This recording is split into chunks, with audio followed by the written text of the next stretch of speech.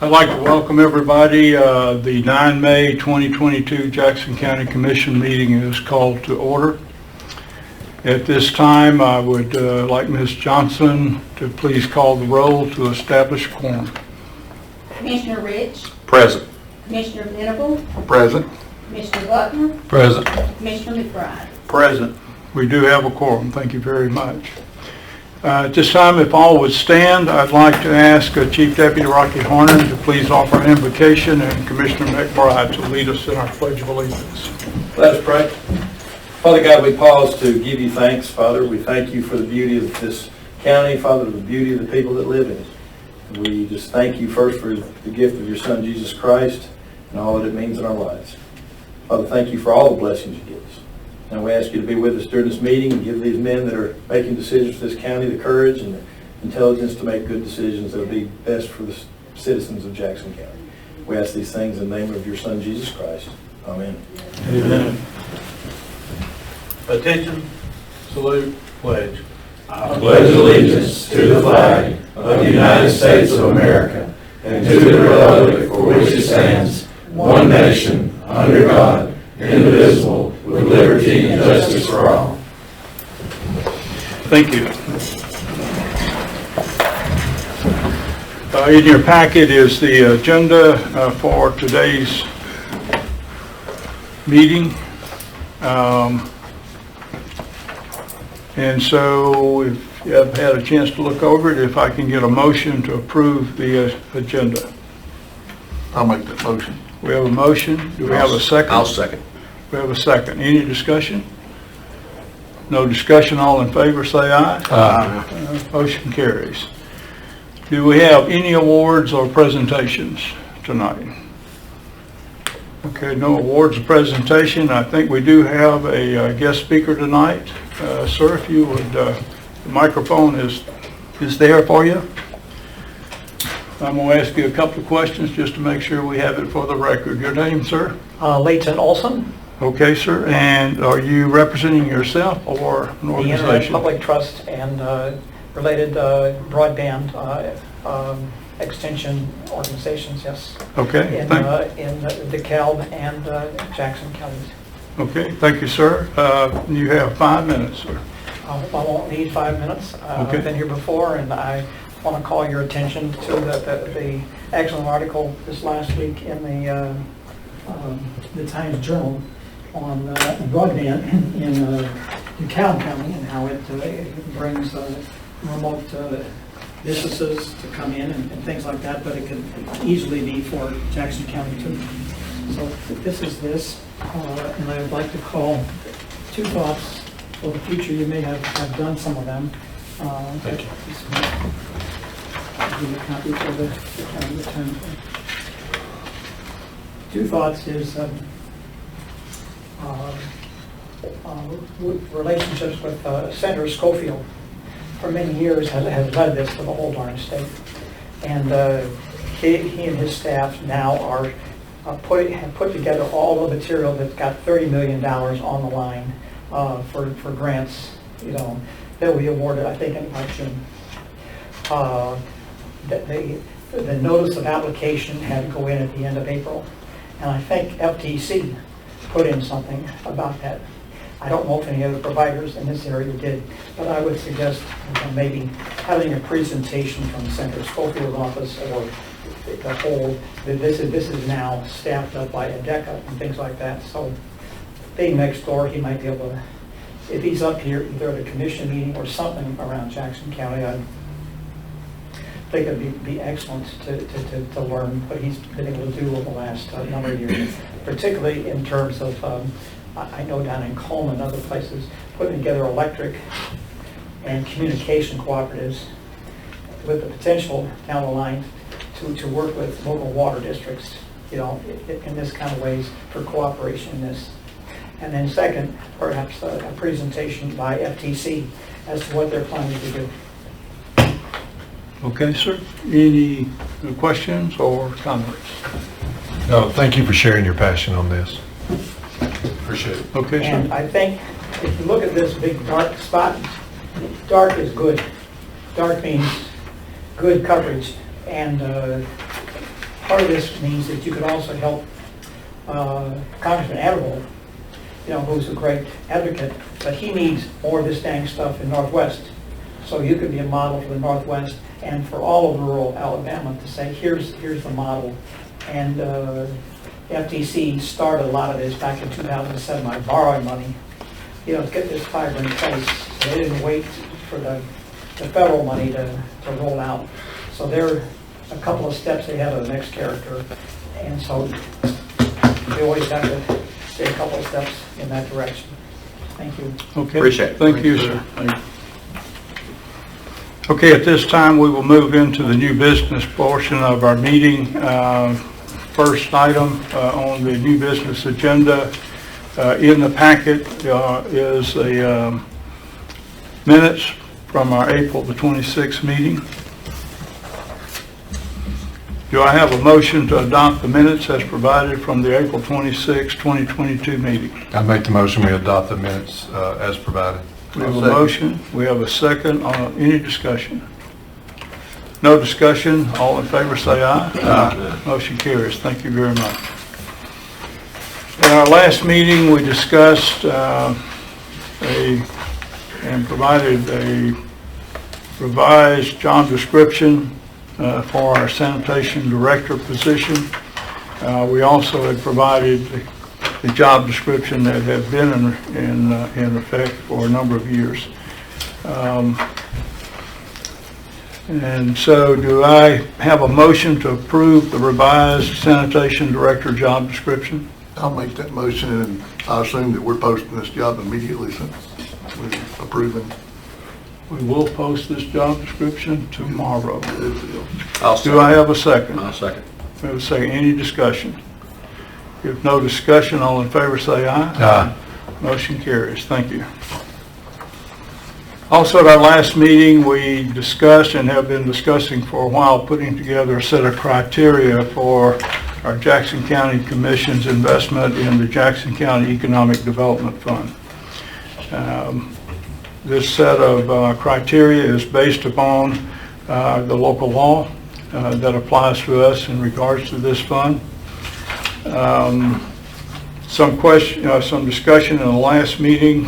One of the items of discussion was our third from the bottom on the list there.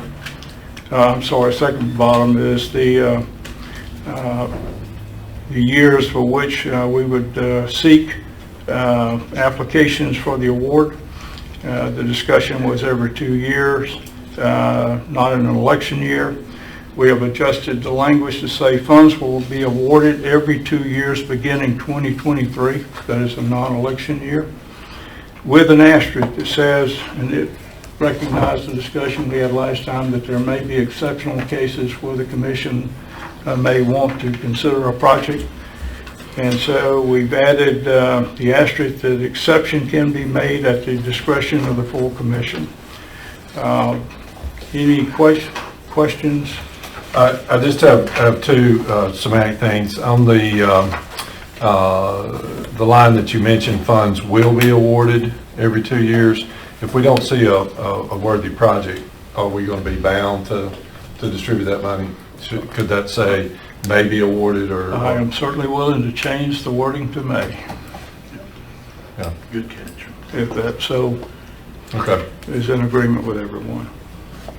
And on the asterisk down here at the bottom, exceptions can be made at the discretion of the full commission. Does that mean we're going to have a 100% vote? The intent here was to start off this discussion with a 100% vote, but that is for discussion. If we want to take that to the majority vote, I can just think in times past where there would just be somebody just for the sake of disagreeing would not allow it, and so I'd hate That for would kill everything. one person to have the power to stop any crackers. I agree with that, Mr. Faulkner. I would like It would be changed to majority. majority of the commission. majority vote, Yeah. okay?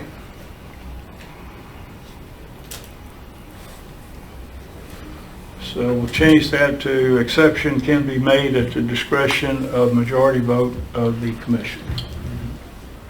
Any other discussion? So Do I have a motion to approve the Jackson County Economic Development Fund grant criteria as amended? I'll make that motion. We have a motion. Do I have a second? I'll second that. We have a second. Any further discussion? No discussion. All in favor say aye. Aye. Motion carries. Thank you. We have in our last meeting, we had a discussion, we've had a discussion several times about the flooring in Casey's restaurant at the county park. We have in your packet a contract that has been reviewed by and provided by our county attorney for contracting to have that floor repaired. Also, you do have the quote from let's see, Kimberly Ann's Flooring for this activity. So if I could get a motion in a second, then we'll get to discussion and allow our Parks Director to discuss this with us. So do I have a motion to approve and sign contract for Casey's Barbecue floor repairs? I'll make that motion, and I would stipulate that we take the money from the Capital Improvement Fund. Okay? And I also would like to note that this was the low bidder and our local, the one that was most local. Okay. Do I have a second? I'll second. We have a second. Okay, for discussion, I'd like to turn the mic over to our Director of Parks.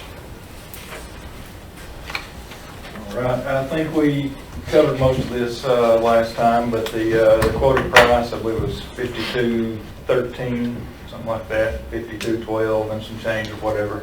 That's the anticipated price. Obviously, there may be some additional subfloor work that's needed once they tear it apart.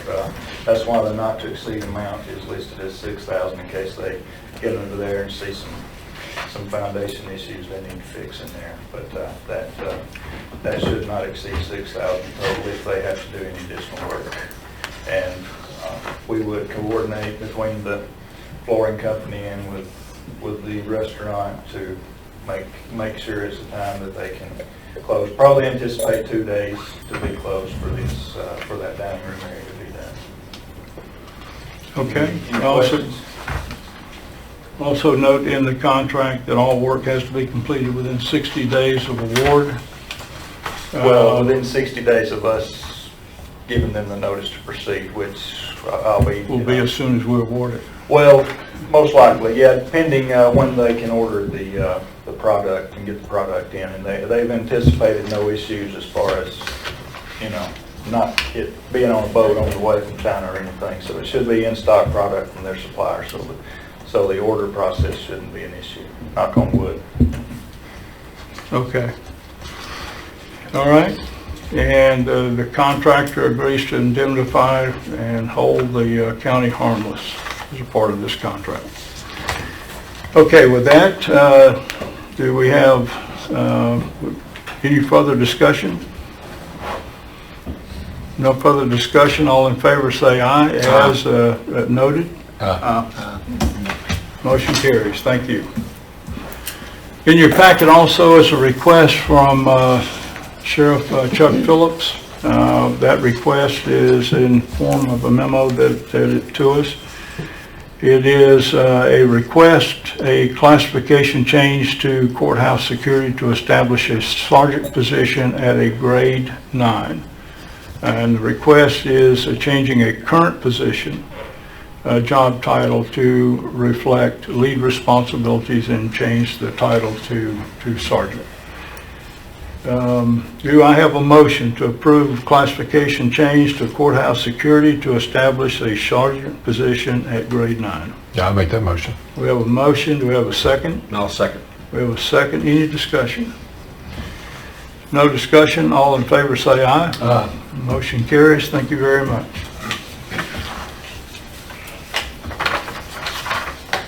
With no further new business, we'll move into our work session. We have a number of discussion items tonight. First, I'd like to get an update from IT department on our courthouse communications and IT network update. I was just going to update you guys that we found out from ARPA we needed 3 quotes to use the ARPA funds. I have one good quote.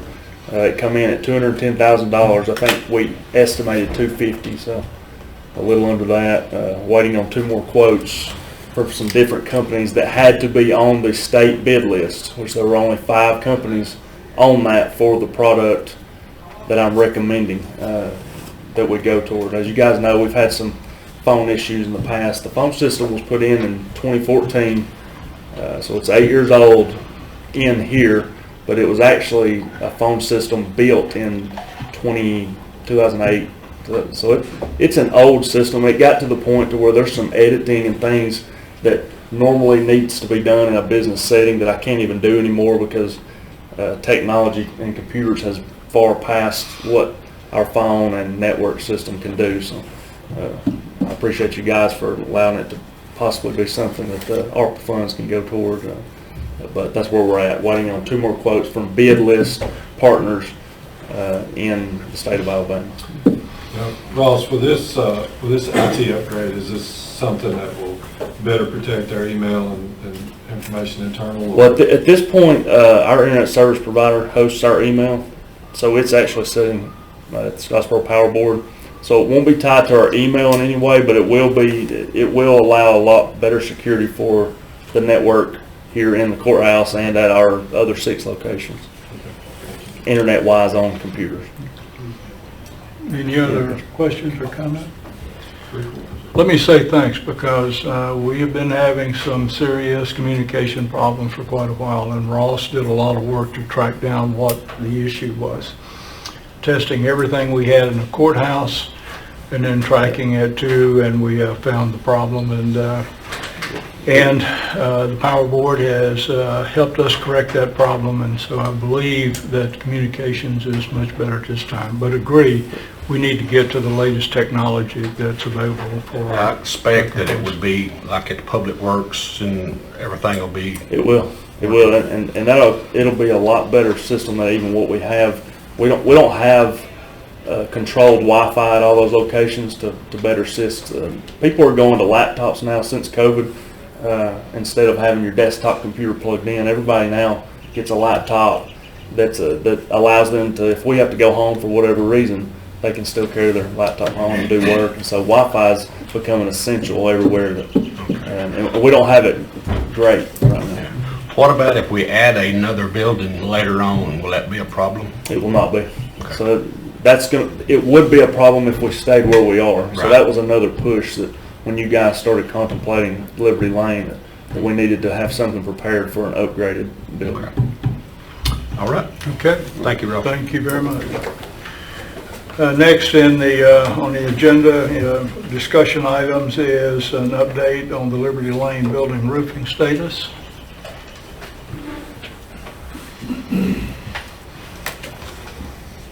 Thank you, Commissioners. They have finished the roof over there at Liberty Lane. They actually finished it like last Thursday, got all their stuff out of there.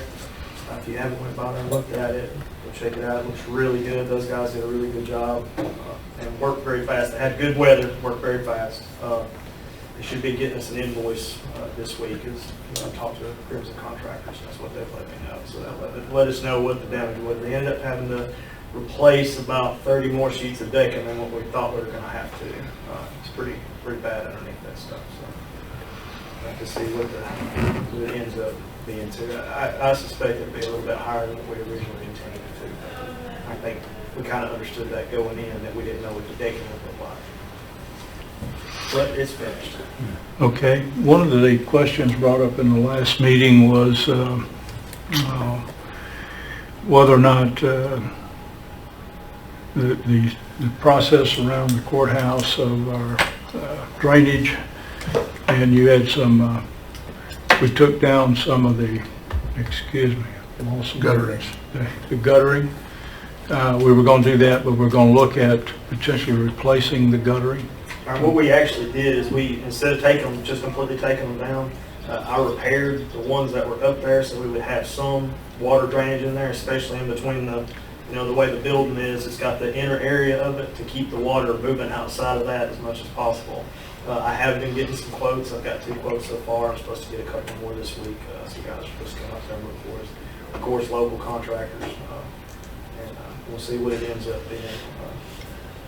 But that's something that the building definitely needs is to get the water off of it. The gutters that were up there they're 4-inch gutters, and we really need a 5 to 6-inch gutter up there, a commercial gutter, to shed that water away from the building. We may want to bring that to a future commission meeting to discuss options or the quotes that you have.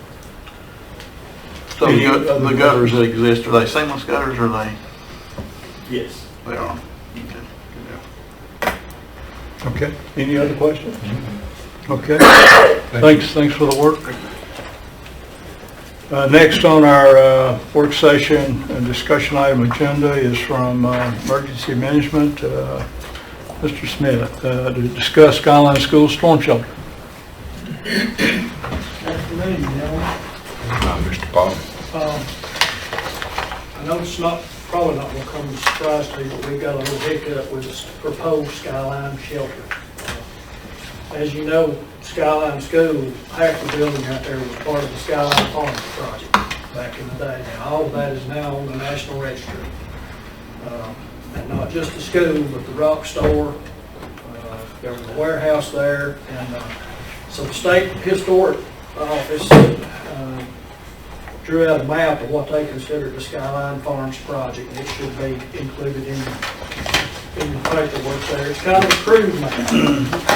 It shows the extent of what should look like this. And that's what the Skyline Farms project entails. Everything inside that crudely wrong line there. Now, where that poses a problem for us is that FEMA has reached out to the State Historic Office, and where we propose to put that shelter on the school property is going to be inside that National Historic Register area. So someone at some point is going to have to hire an archaeologist to go in there and inventory all that stuff to make sure that we're not disturbing anything historical. Or the other option is to move that shelter to another place in the Skyline. That's going to be a decision that's going to have to be made. I just today received from the Alabama Historical Commission a list of archaeologists that are willing to come out and consult on things like that. I haven't reached out to them yet to get a cost estimate.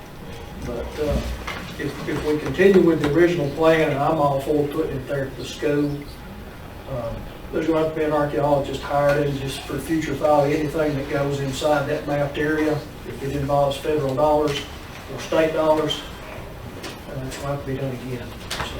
So Paul, are there any locations on the school campus that would be out of this? There are none. Okay. And we have an existing shelter there that was put there in 2012, but this has changed again. I know the only consistent thing has changed. The regulations for this has changed, and I did try to, ask them. We've already got a grandfathered shelter there. That didn't seem to help any. They're going to require this regardless. So that's going to hold up that storm shelter. Will hold up the other four. Where was it proposed to go on the campus? Behind the gym, behind the new gym, right almost catty corner to the rock store. What we tried to do with this is due to school population, some of these schools are, for the school population, just underserved with the shelters they've got. It will hold all the kids. Consequently, if you've got a big school population, you've got a big population right there in the community, so it also helps the community as well. So are you talking about the field? If I'm in the main school building, I'm gonna go exit out the end, going toward the gym, not out the front door, but out the end, and then there's a Big flat spot, right? Auxiliary building there. Yeah, it's down the hill from there. So truly almost Right on touching the 25. gym. Yeah, it's right on 25. And that's to get the shelters on opposite ends of the campus. Right. Because you got elementary kids on this side, you got high school kids on this side, and they can flow both ways. And so did we have an estimate of what the archaeologists were Not talking? yet. I wanted to talk with Mr. Bukes and see if they had any thoughts or input on this. And if we have to back up the pond, I know Mayor Skipper's here. He may want to be involved in that conversation. I got a lot of places. Well, you got a nice town hall there with a lot of property that could be used for it. But like I said, my preference is to keep it at the school, but that's going to be the commission's decision. Paul, is there any time sensitivity to this, given, do we run out of time? No, we won't run out of time. I want to tell you that the funds have already been allocated, but they have not been officially allocated. The money's coming, and like I said, we'll allocate the other 4 probably now before Skyline will be allocated because of this little hiccup. So what is the capacity of the existing shelter there on the campus? Should be 225. And Skyline's over 530, 540? I mean, yeah, I think it kind of goes without saying. Most of these K-12 schools, which is why we try to put additional shelters there, they'll put high school kids in first and put kindergarten kids in their laps. Right. And cram them in there. And we try our best not to have school, you know, we try not to have school on a weather day. But we did have one occasion a couple of years ago where, you know, while buses were running, we had a tornado warning. And so we never know. The whole idea, the best case scenario for those shelters is to be there for the kids. And then if the kids are not there, they suddenly become community shelters, which Where on this map is the one planning on being it? be right there where those stars are. So what about, is that school property? I don't know how far back the school property goes back there, but then you get into a situation where, It's too far away. well, if you get it that far away from the road, then you still got to build, you know, the ADA calls for having a parking space there and handicap parking. And so you got to think about all that too. Yeah. I know where the current one is, and there's no chance of any archaeological stuff being found there because that elevation has been brought down about 7 or 8 feet. When I was a kid, I went to school there, and their playground was up on top of the hill. And so They, you know, this plan, all these safe rooms call for excavating to 10 inches down so you can pour a slab. And, they don't want us digging around in there with a shovel now. That's just how that is. Okay. Any other? It seems to me the next step is, Contact our electric archaeologist to yeah, try to and then see what that's going to cost. bring that to us. Okay. Okay, and get with the school board. And like I said, Mayor Skipper, I think we all need to be kind of in one mind and one accord on this thing. Okay. All right. Thanks very much. Any questions? thank you, Paul. All right. Thank you. Next on the agenda, Council of Aging. At our last meeting, a director of Council of Aging brought forward a utilization plan for award of ARPA money that we received from TARCOG for Council of Aging. That award was for $144,851. They had requested or suggested that we invest those into enduring activity rather than foods and items like that. So let me turn the floor over to our Director of Council of Aging, Mr. Coleman. Sure. Thank you, gentlemen.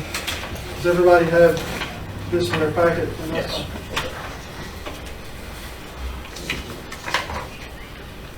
This is just kind of an initial, our thoughts, and some of them are necessities that we've come up with. This is in no means a final list because if you add a lot of this up, we're not even close to the 144,000 anyway. But this is just some initial thoughts that we've had talking to our center managers.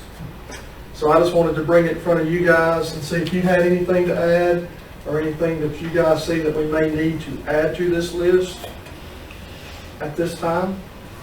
I do. I know one of the problems that the original request on the Bright Center was the heating cost.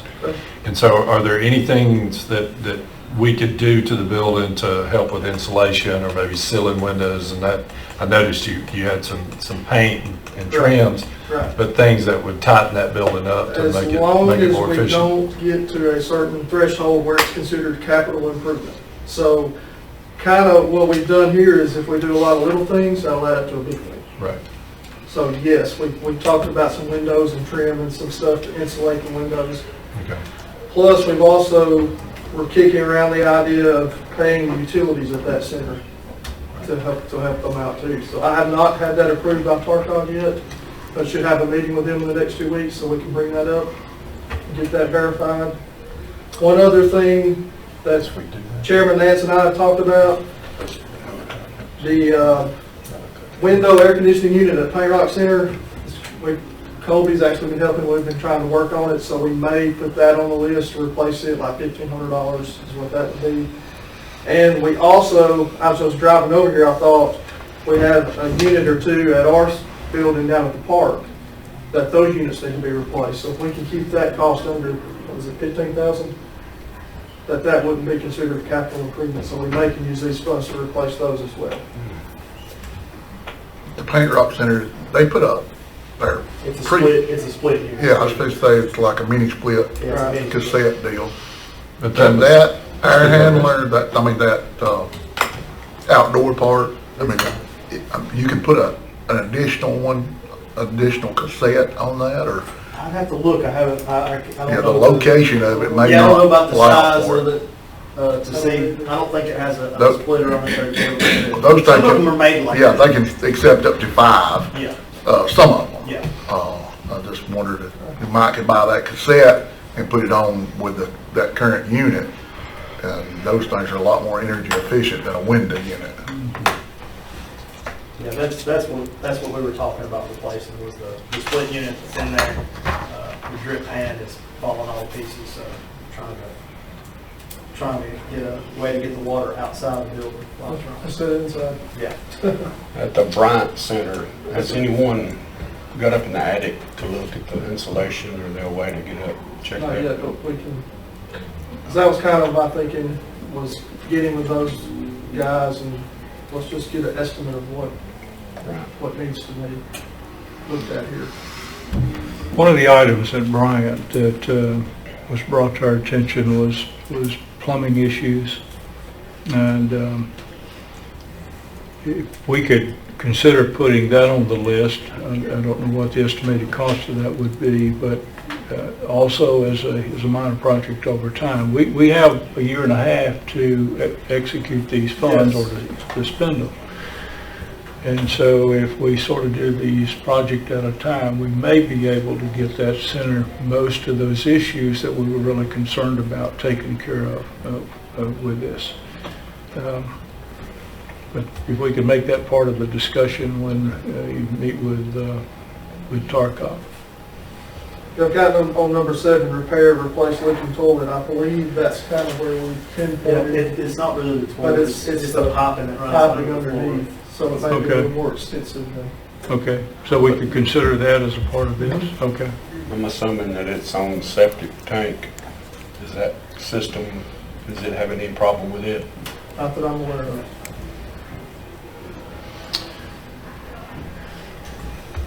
Well, we have a great opportunity here to do some improvement to all of our senior centers, so thanks for providing this list and the thoughts going into it and reaching out to our center managers to get their input.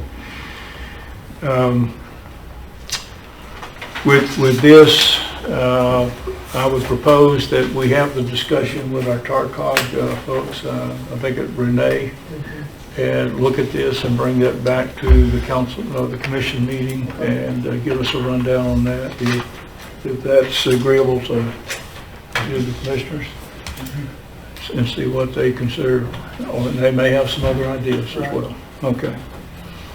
Any other questions? Thank you. Thank you. Okay. Thank you. Next on the agenda, under Commission, Soil and Water Conservation, The Soil and Water Conservation District that we have here working for our folks in Jackson County has done a great job of supporting our farmers and our agricultural folks. To the tune, I think we're getting the benefit of about $4.5 million per year of support for our farmers here. So let me turn the floor to Mr. Jimmy Green. I appreciate it, Mr. Chairman, Mr. Commissioners. If I'm a little underprepared today, I want you to kind of forgive me. Our county and our town has got a lot of things going on, and I've been kind of busy today. But I appreciate y'all giving me just a few minutes to kind of go through our proposal. I'm here on behalf of the Jackson County Soil and Water Conservation District, and to ask maybe for a little budget consideration. I know y'all not in a budget mode at this moment, but we're trying to get ahead of everything and give y'all some opportunities to kind of look this over and look and maybe even get out and ask some questions of some farmers, or actually take a tour. We gave Chairman Nance a tour not long ago, and I think it was very eye-opening for him. But let me jump into it just a little bit and give you a little bit of brief history, and I hope all of you have the packet.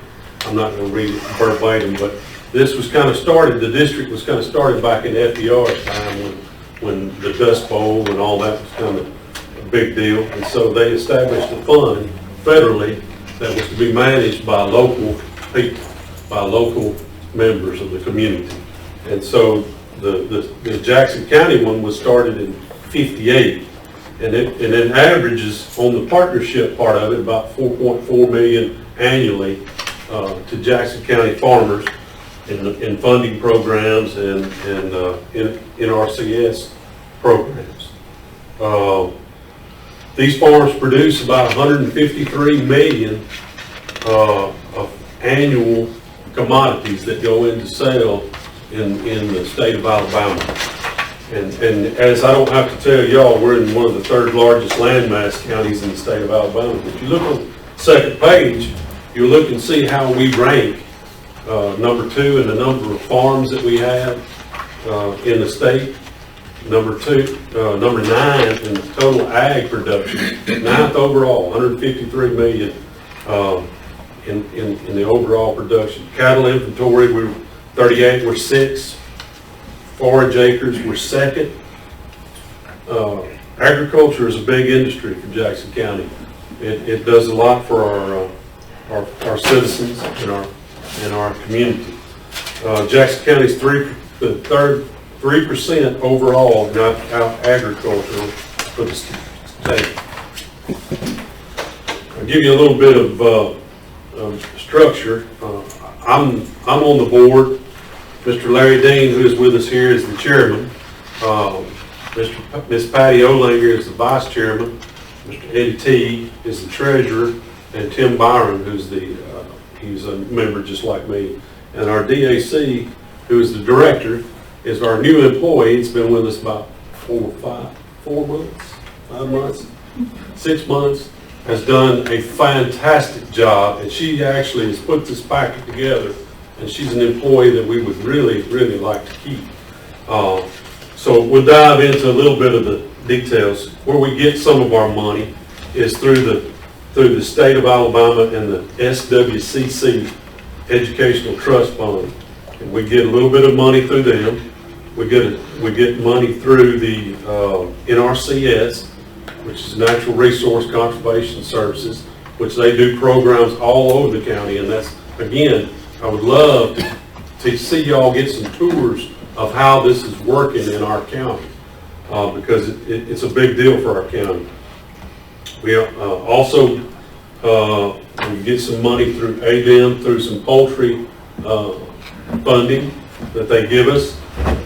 We used to have a piece of equipment that we rented, but insurance reasons and maintenance and those kind of things, we had to sell it, and so we took some of the funding and put it back.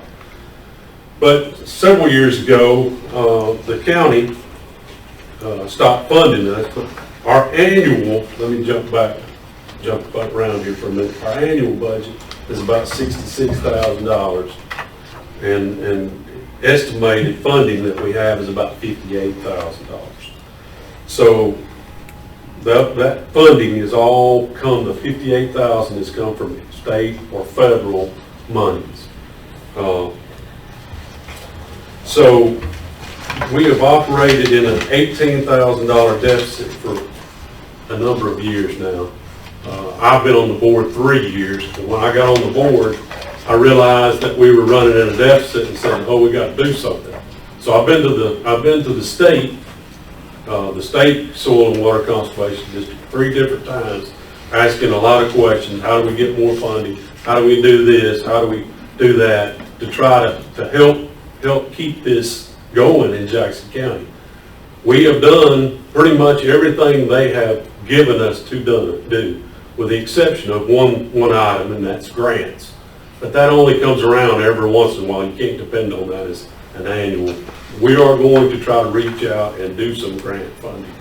But we've done everything they have recommended for us to do, but we're still going in the wrong direction. Now let me back up and say that Jackson County, let me stop on the next page. If you look, the funding that all the other soil and water conservation districts do, as you can see on that next page, a lot of them fund a lot, pretty good size. If you look at the size we are, 9th overall in the ranking, and we get nothing from the county. I just wanted to point that out to you before I go to the next tidbit. We were getting funding from Jackson County for several years, and somewhere about I think it's 2015, the funding was removed because y'all have funding issues, and we get that. We completely understand that. And we've tried to do the best we could do to keep our funding. We've cut all our expenses and got our budget down to what is necessary to keep the office open. So we're trying to reach out and ask to help keep this office viable, to keep it open, because if the Soil and Water Conservation District goes away, the money will be given to other counties and dictated on how it comes into the county.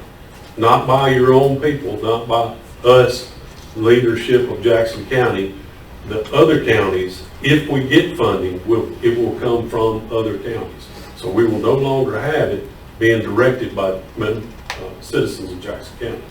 So I'm gonna make sure if I don't get any other point across, if we lose this office, it potentially could mean the loss of funding going to farmers in Jackson County. Not only farmers, poultry, ag, landowners. There's landowners, especially in Paint Rock Valley, that have gotten several grants through the NRCS, pretty substantial grants that have helped Jackson County from a revenue standpoint. So it's not just us asking for money. The county itself and the farmers of Jackson County are receiving funds to help, kind of offset. I know I've heard you don't get tax money and those kind of things, but these farms are better with this money being put in. So the ask from a standpoint from us is if we could get $20,000 to $25,000, it would help us levelize, and we believe we could stay levelized on an annual basis. I know that was a quick down and dirty, but I know y'all got a lot on your agenda and a lot on your plate. And I'll be happy to answer any questions, and if I couldn't answer, Ms. Carey. Well, good. Or the chairman. I've got a few. Okay. One, this is just a request for funds to stabilize the budget. You're not going to do any additional spending or expansion with this money? No. Okay. Look, listen, we have one employee, and all we're wanting to do is make sure that the funds are put out, and if we don't have her, we can't get the federal funds in. That's how we sort of get paid, is through the federal funds. We can request time and payment. The more federal dollars that we have coming into Jackson County, the better it is for us and for the county. But no, we're not expanding any more expenditures or anything like that. All right, second one. I noticed timber's not on the list here. Is timber something that falls under you all? I don't know that we've had. They used to have some forestry programs, but they've kind of dried up. Yeah, timber's not in our CS. Yeah, because I know we were intrigued with our visit to the State Department, our State House.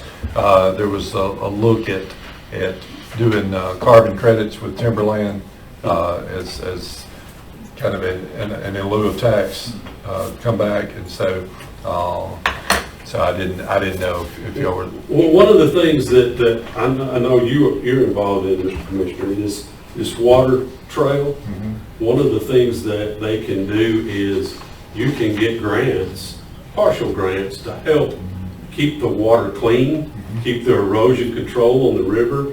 There is grants that are through the federal government and the state that we could work on that have never been done, because we have a hard time keeping an employee long-term because they see the deficiency when they get in there of we're not stable.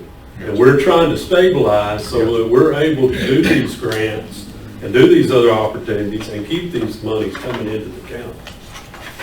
Do you know offhand what the appropriation was? And I think it was earlier than 2015 when it was cut out. It was, well, we go back to 08 and Kara's tried to dig these records up, and some of them were not as good as we would like, and she's doing a much better job. But in 2008, it was 17,000. So, and it went down from there, Mr. Commissioner. It went down from there down to about 14 before you cut it off. When we cut it out, I was here then, and we cut all appropriations. There's rescue squads, which I know you're active in, 2 rescue squads, libraries, this organization, all of which are worthy causes. But we didn't know if we were about to start bouncing checks. We inherited a budget that was spending $9 million and bringing in $8 million, so we had to do something to right the ship. And we've got in a better budget situation, but we're still woefully under where we need to be paving the roads we need to be paving and doing the responsibilities that are ours. Have you approached the delegation about maybe getting written into the TVA bill or anything like that to receive an annual? I have not, but I have asked some of our members about funds and retirement. See, one of the costs is retirement. It's an expense to us that if we could get the state to pick up the retirement or the county to pick up the retirement, so that cost could be reduced down. I've tried every avenue that I could finagle to try to get some help from different state levels. But if we don't do something, it's almost a guaranteed in 6 years this thing will go away. Well, I want to see the program stay. Yeah. Ideally, a funding source for it would be better than an appropriation from the county at the whim of the commission, especially when we're falling short of our duties as it is. Right. I will guarantee you that we will continue to work, but we're going to have some help. It's just that's the way we are. And again, I think it's a fair statement to say we've cut as much as we can cut, and Kara has gotten us in great, as stable as we can be, and we're doing all that the state has said, do these to raise your funds. So, just a thought on my part is the significance of $153 million a year of economic income and benefit to this county from our farmers and cattlemen and ag business and agriculture. And that is enabled somewhat a good bit by the $4.5 million that comes in to help farmers and folks operate. And it's not just farmers, it's wetlands and there's other activities that are a part of this. The loss of this office, in my view, and I'm just giving you my view, the loss of this office in this county will put us at risk of losing a significant opportunity to continue that level of funding forward to help our farmers across the county. So I agree, trying to help, trying to find other sources, but in the end, we need this office to stay in Jackson County, with Jackson County people taking care of Jackson County farmers. And I agree 100%, you know, do what we can to help these folks, but what value you put on life? I mean, we could have appropriations to rescue squads at the same time. We're gonna start those appropriations back, and once we go down that road, you know, our budget starts getting back in the red pretty quick, because we're on a very thin line as it is. well, I certainly put a lot of value on life as well, and I would never say that I don't. Rescue squads, they get some appropriation, but there's one on the mountain that gets none. And so maybe there are some things that we look at and say are critically important. Some things are not critically important. And I'm just offering my view as a commissioner, just my thought. In the end, it's us as a body that will have to make these decisions. But and we appreciate it, and we realize that you know y'all have difficulties as well. I mean, we tried again. We put a lot of effort into getting us to where we're at. We didn't want to come until we were done the right things ourselves as much as we possibly could. I feel like we are there. I feel like we've done what we can do to stop the bleeding best we can, and we're looking at every avenue we can to get as much funding as we can. But if the office goes away, it's going to be very difficult to get any funding back.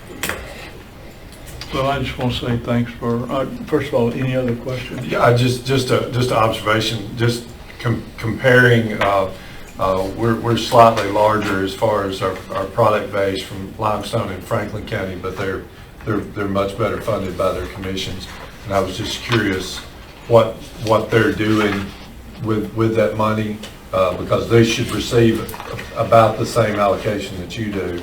And so maybe to strengthen the argument, knowing what exactly they're using that extra allocation for. We can get you that information. Yeah. We can email it to the chairman if he can get it to y'all.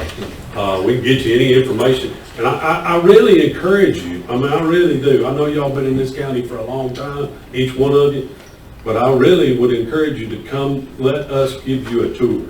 Let us show you what's going on, because this is the third largest landmass county in the state, and it's hard to know what's going on everywhere. But I can guarantee you, after you've done this tour, you're going to be amazed. And number one, what all is going on and what things are being done on these farms and wetlands and these other farms that are going on. And we'll be happy to set that up at any time for you. Well, to me, you don't have to prove the viability of it. I personally benefited from having the support for my family, because there were grants that we weren't eligible for if we hadn't gone through soil and water. So it's the kind of thing that collectively we are a lot stronger. And so thank you for the time and energy and effort to put this together. And so that's just something I think would help if we saw what this money is being used for and how that does benefit. Thank you. My only point was, we currently have no appropriations going to any entities out of the general fund. Mm-hmm. You know, and once we start adding back appropriations, you know, how many are we adding back? And I mean, I see the importance of this, but I see the importance of some of the others. A funding source would be a much better option. I mean, we're in the administrative branch of government. I mean, we spend the funding we get. We don't allocate funds. You know, that's done through the delegation office. So I mean, that's just my opinion on it. All right. Okay. Thank you, Mr. All right. Thanks very much. Appreciate it. Thanks for coming to discuss this with us. Next, there are two topics that relate to professional services that are in our packet and ARPA funds regarding that. And we have been in discussion with our Invest in Alabama Counties group that is supporting us in how we execute ARPA funds. First in the packet, as we mentioned in the last meeting, the Invest in Alabama Counties has gone through the process of submitting for bids for architectural engineering firms to help the counties as they do renovations to projects, building new projects, those kind of activities, so that the counties did not have to go individually and do that kind of work. They have selected 5 companies. There's a sheet, this sheet right here identifies those 5 companies that we can use from. We can go, if we do not prefer anyone on this list, we can go and open a bid process ourselves. The 5 companies are CMH Architects from Birmingham, Alabama, Goodwin Mills Kaywood from Montgomery, Alabama, Jmrnh Architecture from Montgomery, Labella Associates from Hoover, and PH&J Architects from Montgomery, Alabama. The IAC group has established a rate schedule that you will see in your packet. It, I think, is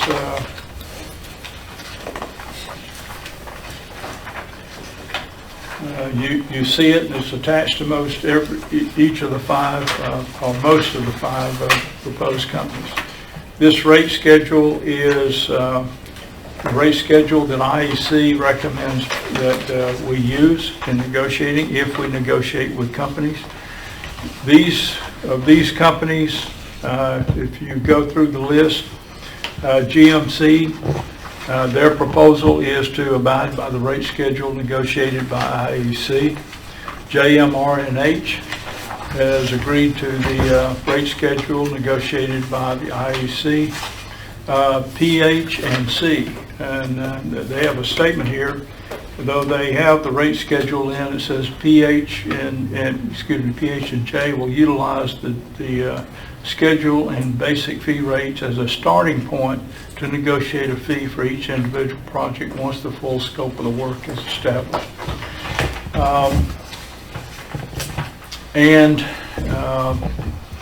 Labella is part of their part of the package. They propose to negotiate, and they suggest that they may be able to negotiate to a lesser fee. And so that's the list, and those are the rates that we have. These rates would be applied per this schedule to a percentage rate that would be the basis to determine their fee. So an example would be for a $1.5 million project, a 7.1%, that comes to about $106,000 to provide architectural engineering services to a project. And then it is based upon a rate fee per amount of the project. This is put in the package for information. Our next step on Liberty Lane would be to get an architectural analysis of the redesign of the interior of the building, and so that we could then get a design package and a bid package and put on the street as a bid process to establish a company to come in and do the actual construction work. Also in the package, I'll go to the next item, is the Jmrnh Professional Services Contract Proposal for the Courthouse HVAC system. In the process of looking at HVAC, we had Jmrnh come and take a look at the courthouse as well as the county jail. They reviewed this process, went through and took a look at the courthouse, structurally as well as our current systems that we have here. And they issued a report to us regarding what needed to be done to make sure that we are in compliance with the latest standards and to be compliant with what is being recommended for the COVID kind of conditions. That package is here. We had asked Jmrnh to put together a bid and spec package. That's what we thought we were going to get, but rather we got a professional services contract package for them, and they would like us to establish a contract with them. It's a very detailed contract, and so to move forward with this company, they're in discussions with them from the time that they contract is awarded to them. Within 60 days, they would be in a position to issue a RFP for a contract, for bids for a contract. The completion date, and everybody we talk to says any completion of absolute work, whether the HVAC or anything else, is going to depend on lead times for equipment. They would propose, following state law, of a bid of a 3-week period of time and then a bid opening process, of which they would be part of that process. So where we are with this is with Liberty Lane, we have the option. We do not have to go on the street. We can select one of these contractors and establish a professional services contract with them. We would go out and ask for a contract or a proposal from them and to use to establish a contract. With the HVAC system for the courthouse, we have an existing, or we have a proposal in hand that we could execute. Mr. Porter, the county attorney, is taking a look at the Jmrnh contract proposal. So as we move forward, the discussion would be, we'd take a look, I'd recommend we take a look over the next 2 weeks at this package that we have here. If there's any interest in checking on individual contractors and finding out how they would approach, I could do that, or we could do that as a group, and bring that back to the table at the next meeting and make a decision on selecting a contractor for Liberty Lane architectural services. The second point is we do have a contract package here for our courthouse HVAC system. We're already getting into, by the time we get to work on this, it's going to be in the heat of the summer. If we do not select if we don't want Jmrnh, we would have to start all over to get a proposal in from a contractor. That may take a little while longer. So this is information purposes today. I would propose that we take a look at these, and at our next meeting I have a discussion about how we want to proceed with the Liberty Lane process and with the Jmrnh and whether we want to go down that path. So any discussion or questions? Sorry to be long with that, but... No.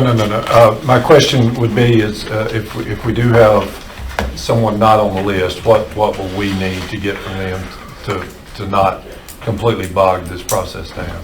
If it's not on the list, that means that we have not gone through the process of submitting a request for bids, and we would have to go through the state bid process. And that is because of the size of the contract.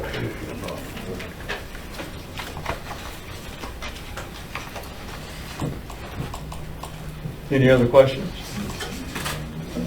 Okay, so what I will do is we will work as a group to look and get some information on these 5 companies and bring that back to the table at the next meeting. And we'll bring back also at the next meeting Mr. Porter's review of the Jmrnh proposal. Okay, if no further questions, next in your packet is some information regarding Jackson County Park at High Top, a bit of an update. In your packet, you have 2 sheets. First one was prepared by Ms. Sarah James, and it is focused on an opportunity for Land, Water, and Conservation Fund grant. At the top of that sheet is information regarding grant. You can get grants up to the total of $500,000. Those grants are 50-50 cost share. And you can either funds or you can use in-kind labor, donated material, etc.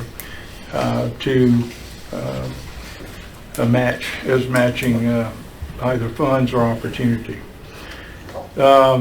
Application for this grant has to be done by Wednesday, May 25th, which is a very short period of time to consider this. You see on the back page, application development needs. To apply for this grant, we will have to conduct a public hearing or advertise for public hearing and hold a public hearing the week of 16 May. We will need certain things. We will need a finalized site plan. We have a contract with GMC that's trying to put together a site concept plan. We will have to have a detailed project description. We will have to have a preliminary environmental review concurrence. We need to do some more investigation into what that requires. There are other items there I think we pretty well have in terms of deeds and plats and those things. And then we would have to pass a resolution to apply for the grant. Also in the packet is some detail regarding the grant. One note regarding these grants. The grant, given that we're using federal funds from the U.S. Department of the Interior National Park Service, if we use these funds, that the park lands obtained would require to remain in park status in perpetuity, and that would be forever. Even if the majority of the funding for the park were local funds, it would still have to be placed in a park status in perpetuity. So there's more information here regarding that. So open for discussion. The question I think is whether we think we can be ready for a public hearing the week of the 16th. Do we have the information necessary to have a public hearing? And the question is, given the grant, let's say a $500,000 grant, do we have funds available for a 50-50 grant share? So let me open the floor for discussion and comment. It would depend on the phase, which phase project we went with, and you mentioned that our contribution can be in kind, so it may not take cash contribution from the county. I personally don't feel like we could be ready in this short time frame for this particular grant window. I hate to pass it up, but there will be other opportunities at grant from this source and other sources. I personally just don't see. It would depend greatly on what GMC can get back to us this week, and whether or not we would even be able to have the public hearing next week, which was what we would require. And also,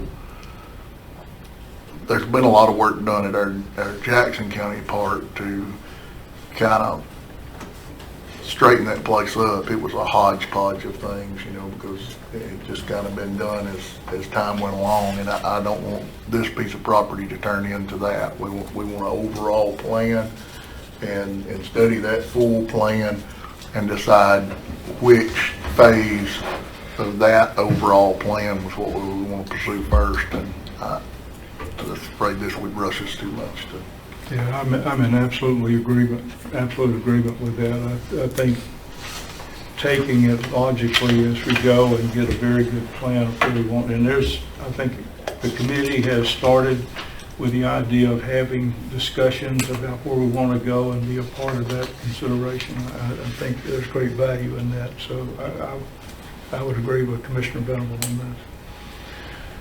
Yeah. Any other comments? I just want to echo that. I think we would be wise to go slow with that project, to do it correctly, as opposed to jumping into this. And there's always the temptation when you see a grant number of this size to feel like, well, we need to take advantage of that money. But I don't think we would be able to do it justice to get something ready in this short window.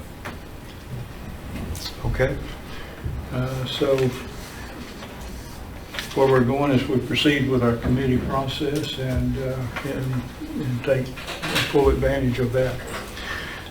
Next on the agenda we do want to announce that we have some board openings, and we will put out notices inviting the citizens of the county who are interested in these board positions to provide letters of interest. We recommend that if you can, you put together some information about background and basis of interest, and maybe even a resume if you could attach to that. But the first is board opening for our EDA board, Economic Development Authority board. We have one position available. Tomorrow we would put out a notice, a public notice with invitation. We would request that all letters be received by Thursday, June the 2nd.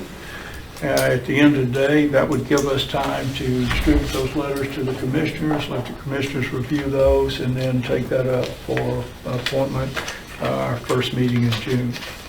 The second board availability is we have 2 spaces, board openings for our E911 board.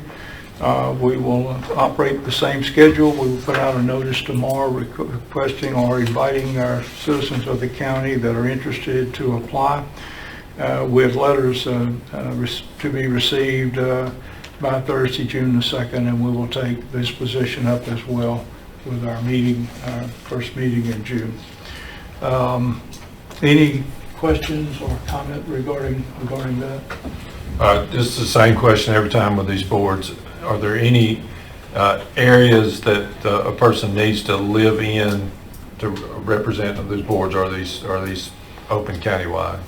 I think these positions are open countywide. If you're a citizen of this county and live in the county, I believe that has been the condition that we like. If you're a citizen of the county and you live in this county, you can apply.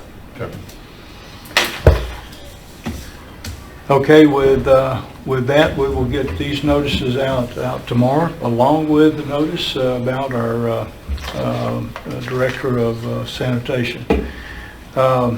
No more items in our work session, discussion items. So at this point, let me move to reports from the staff. First, County Administrator. You don't have anything you want to give us any okay. Our County Engineer, any comments? Nothing, sir. Thank you. Okay. The County Attorney is not here today. He was available by phone if we had wanted to dial him in. Any others that would like a comment, any of our staff? With that, let me then move to comments from the Commission. Commissioner McBride, District 4. I have nothing to add, thank you. District 3, Commissioner Buckner.